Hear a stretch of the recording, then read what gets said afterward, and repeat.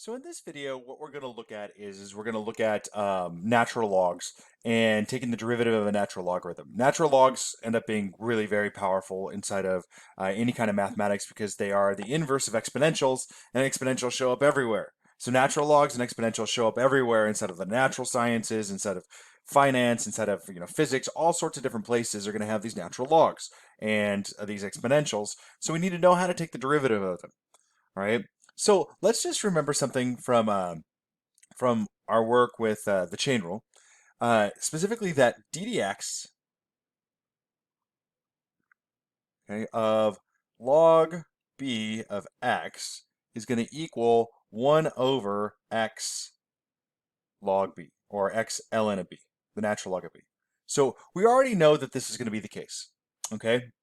Now, one of the special things about the natural log is we know that, one, the natural log of e is going to equal 1, okay? And that ln is actually log e.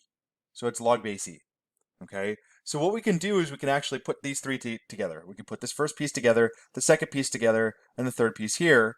And so d dx of the natural log of x is thus going to equal 1 over x ln e. Okay, so that's just us, placing in the e for our b because we were looking at ln is going to be log e, and also our 1 over x ln b for number 1. That's going to then give me 1 over x because ln of e by number 2 right here is simply equal to 1. So the derivative of ln of x with respect to x is just simply 1 over x. Let's look at some examples, okay? So let's take example number 1. And let's say we have natural log of x cubed minus 3x plus 4. Now, we're going to call that y prime, or y, excuse me.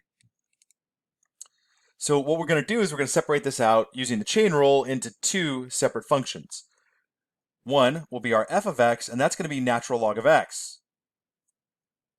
And then 2 is our g of x, and that's going to equal x cubed minus 3x plus 4. So f prime of x is now going to equal 1 over x by what we just learned, and g prime of x, so g prime of x is going to be 3x squared minus 3. Now using our chain rule, we remember that our y prime is going to end up equaling g prime of x times f prime at g of x. In this case, y prime is going to then be 3x squared minus 3 divided by, right, because it's, or we'll do it this way, we'll say multiplied by 1 over x cubed minus 3x plus 4. And then when we simplify, we end up with 3x squared minus 3 over x cubed minus 3x plus 4. Okay, so you can see that's how kind of like the natural log works in terms of, with the utilization of the chain rule. If we notice something, this actually gives us another powerful equation. We'll call this equation number 2. And that is specifically that if we take d dx of the natural log of g of x, it's going to end up equaling g prime of x over g of x. Okay, that's exactly what happened here, right? We've got, here's the derivative of g, this is g prime of x, and here is g of x. And you could try this out. You could always, of course, use the chain rule. There's nothing wrong with doing that. In fact, it's great practice. But if we notice, right, this is going to be always the case when we're taking the natural log of a function, right? In this case, the natural log of g of x. Okay? Let's take a look at another example. In this example, let's use f of x equals the square root of ln of x. Now in this case, we can't utilize the equation or formula that we just utilized the last time in order to simplify this derivative. right, f prime, okay, is going to require the chain rule, okay? Because our outer function is not natural log of x. It's not the natural log of the square root of x, it's the square root of the natural log of x. It's the other way around.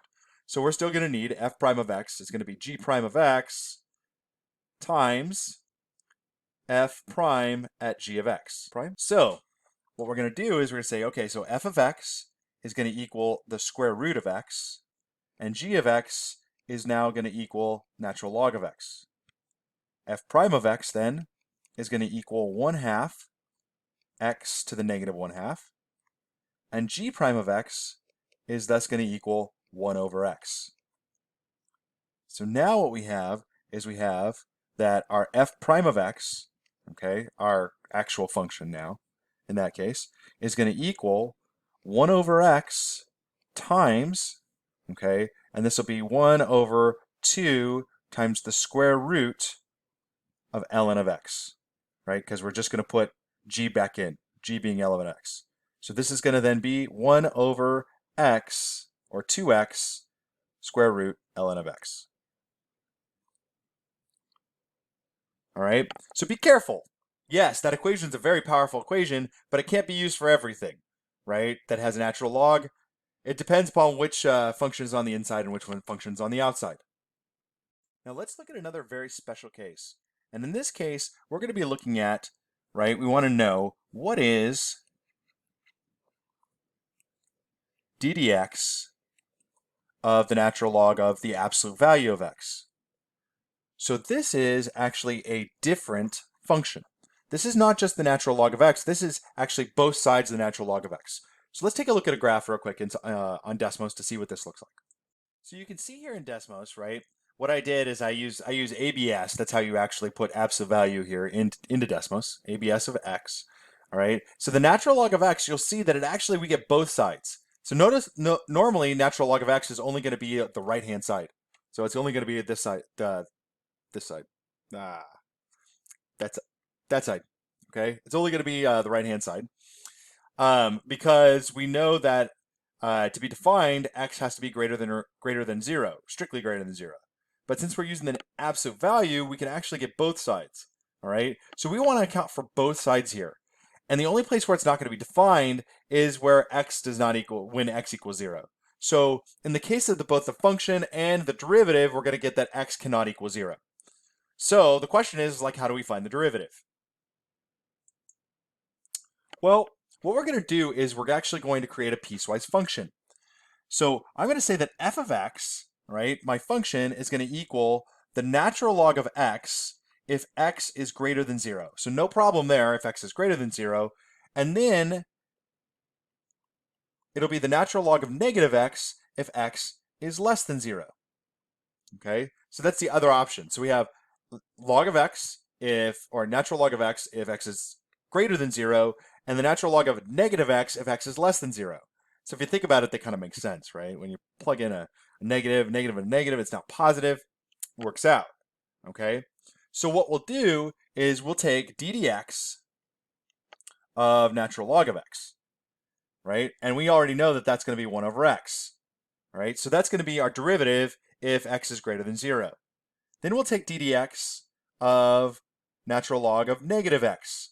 In this case, we're going to have to utilize the chain rule, okay? The derivative of negative x is going to be negative 1 times, and then this will be 1 over negative x. So this is negative 1 over negative x, which equals 1 over x. Oh, that's handy. So it turns out, okay, if I rewrite this, that f prime of x is going to equal, well, 1 over x if x is greater than 0, and 1 over x if x is less than 0. Well, fabulous.